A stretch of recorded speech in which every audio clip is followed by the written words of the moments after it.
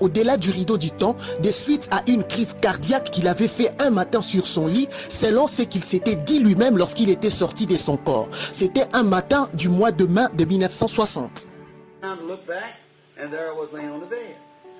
Je me suis retourné pour regarder et j'étais là, étendu sur le lit. Et j'étais allongé, étendu à côté de mon épouse. Je me suis dit, eh bien, j'ai dû faire une crise cardiaque. Vous voyez, je me suis dit, eh bien, tu vois, je suis mort sur le coup, ce qui serait vraiment une belle mort. Donc, je me suis dit, c'est une crise cardiaque. Je n'ai pas eu besoin de souffrir.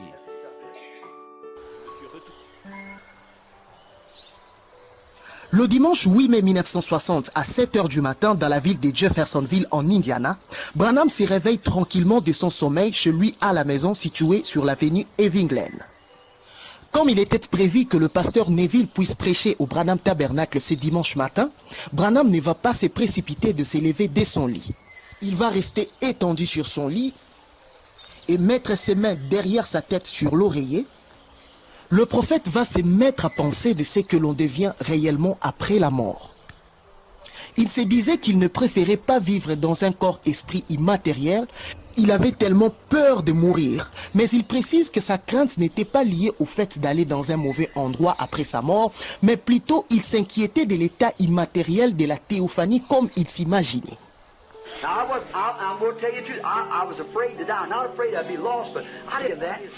Or, maintenant, je vais vous dire la vérité, j'avais peur de mourir.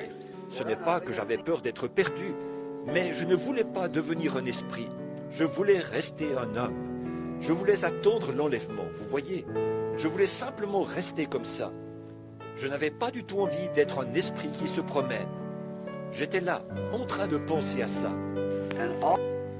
Quelques minutes après, une voix va lui dire « Veux-tu voir au-delà du rideau du temps ?» Branham va répondre « Oui, cela m'aiderait vraiment. » C'est dans ces moments-là qu'il va se retrouver brusquement hors de son corps face à un paysage extrêmement magnifique. En ces moments-là, lorsqu'il se retourne, il va regarder, il va voir son corps étendu sur son lit. Branham ne va pas comprendre s'il s'agissait là d'une vision, il ne comprenait pas qu'est-ce qui lui est arrivé. Mais rapidement, il va se rendre compte que cela n'était pas réellement comme toute autre vision qu'il avait vue précédemment dans sa vie et dans son ministère. Car généralement, lorsqu'il voyait des visions, c'était au travers des yeux de son corps physique. Il voyait toujours des visions avec son corps physique. Mais cette fois-là, il se voyait en dehors de son corps et il était en train de regarder son corps étendu sur les lits. Branham va se rendre compte, il va